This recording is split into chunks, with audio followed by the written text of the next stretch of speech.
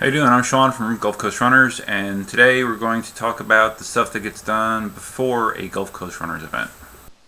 The night before a race is a pretty hectic time around here.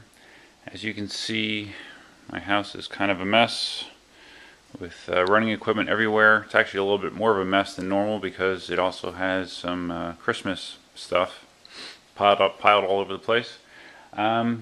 But before a race, I need to get all the equipment out, and I need to make sure that I have everything I need for the race that's coming up the next day. I go through the boxes, do a kind of a little mental checklist, make sure I have everything I need. There's a lot of charging that goes on the night before a race. You see me charging the timing box, charging lamps, lanterns everywhere. I have them spread throughout the house. Takes a lot of outlets to do that. And I also need to transfer all the information that I've collected from the race from my home network to one of the laptops that we use on the race site.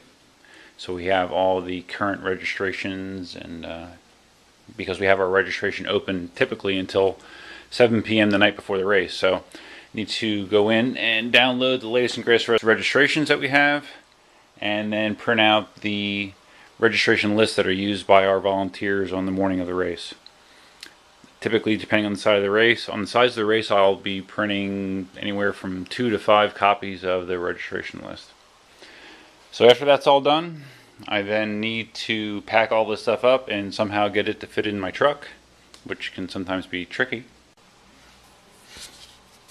One of the things that's also handled the night before the race is I will typically collect any paper registrations that we have that have come in to either our P.O. box or at Naples on the Run. Pick those up, and after I download the online registrations, I will be putting in the paper registrations, as you can see here. You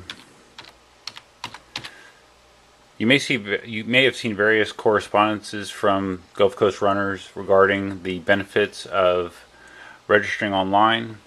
The reason for that is several reasons, actually. First of all, it minimizes on mistakes.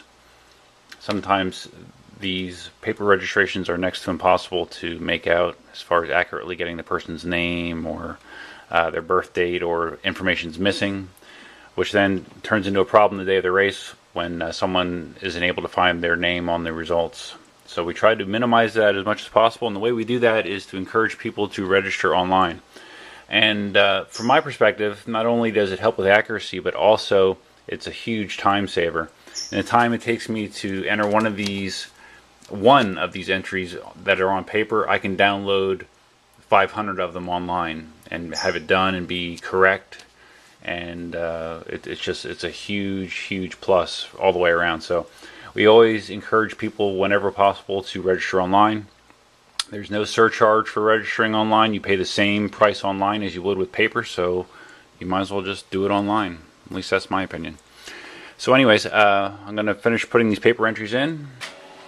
Here's a quick look at some of the equipment that I'm using on my home network that I use to maintain and process Gulf Coast Runners race timing, their website, email list, anything you want to think of.